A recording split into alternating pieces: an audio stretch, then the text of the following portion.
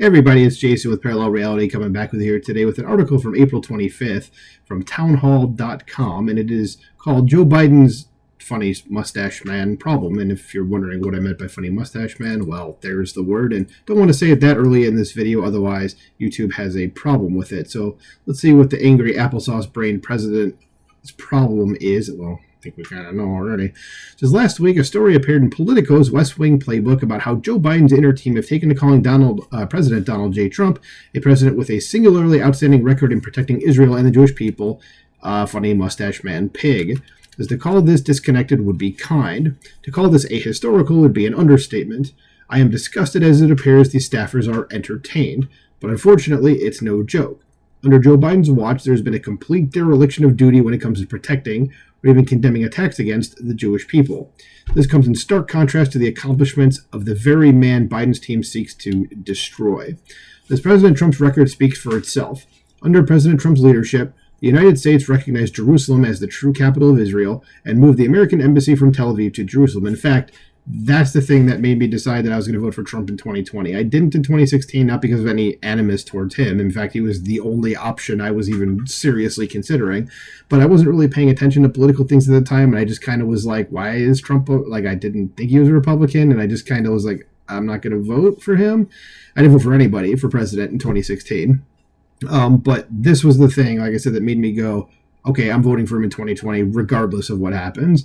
And I did. So just to let you know, this was a big impact for me. And I've said in other videos before that I am Jewish. This is why this meant a lot to me, and that felt like he really cared. So let's keep going here. It says he also recognized Israel's sovereignty over the Golan Heights, ending the discussion that this strategic high ground one day might be involuntarily transferred to the Syrian butcher, Bashar Assad. President Trump also removed the United States from the United Nations Human Rights Council due to the group's blatant anti-Israel bias, and from UNRWA, the UN agency whose primary mission, it appears, is to provide aid and comfort, if not soldiers, to Hamas. And just to fund the UN, we need to pull all of our funding from there and just get out of it and just, that's it, be done. Says President Trump brokered 4 Middle East peace deals, collectively called the Abraham Accords, between Israel and Arab Muslim nations in 4 months. Yes, so he did an excellent job, is what they're trying to say. As perhaps most importantly, President Trump projected America's strength and its values across the globe to Moscow, Beijing, Pyongyang, and Tehran. We had no new wars while he served in the Oval Office. As 2020 came to a close, Iran indeed was bankrupt from U.S. sanctions, and its terror operations had stalled. The latest ugly invective by Biden staffers against Trump appears to be yet another effort to deflect, conceal, and deny the apocalyptic presidency that is Joe Biden's. I'm not sure what's more troubling right now, the casual way staffers in this administration appear to fling about anti-Semitism, or the fact that everything appears to be a joke to them, including their Iran policy. Take, for instance, the revelations of Politico's Nahal Tusi and her aptly titled column, "Has Biden considered having an Iran strategy?" Just to quote, "When I asked a U.S. official what Biden's Iran strategy is, I was immediately met with laughter." Wow, that's comforting. So how are we going to deal with this terrorist nation state? People are just like, just shrug and move on. As there is no excuse for Biden's incoherent or more likely non-existent Iran policy. There is no policy to prevent Iran from going nuclear, to prevent Iran from funding and training terrorists from Yemen to Iraq to Syria to Lebanon to Gaza, or to prevent Iran from adding to its already large stockpile of precision-guided ballistic missiles. Meanwhile, bombs are very literally raining down on Jerusalem. There is also no policy to assist the Iranian people who literally are desperate for a means to throw off the yoke of this evil regime. Unfortunately, this is to be expected from the personnel who infect the Biden administration. When ultra-leftist, anti-Zionist bureaucrats are left to run amok, both at the State Department and the White House, what else would you expect? All the while, Joe Biden's administration seems content with virulent anti-Semites seeping into the woodwork of our foreign policy. It says these staffers, in overseeing the appeasement and enrichment of Iran, have advanced a practice that can directly be tied to the slaughter, rape, and kidnapping of more than 1,400 innocent Jews.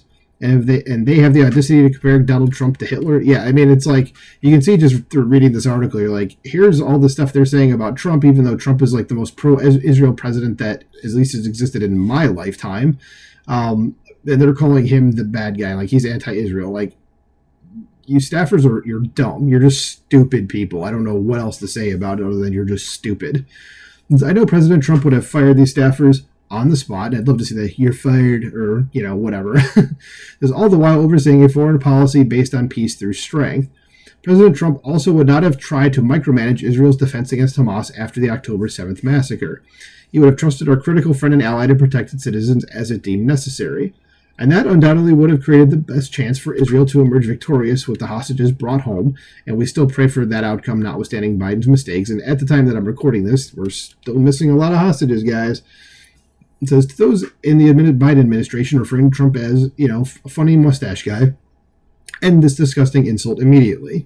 You are not only making light of those who suffered unspeakable cruelty in the past, but also those who continue to suffer in captivity in the tunnels of Gaza, on the battlefields against Hamas and Hezbollah, and in their homes as they shelter from missile attacks. It has been almost 200 days since October 7th.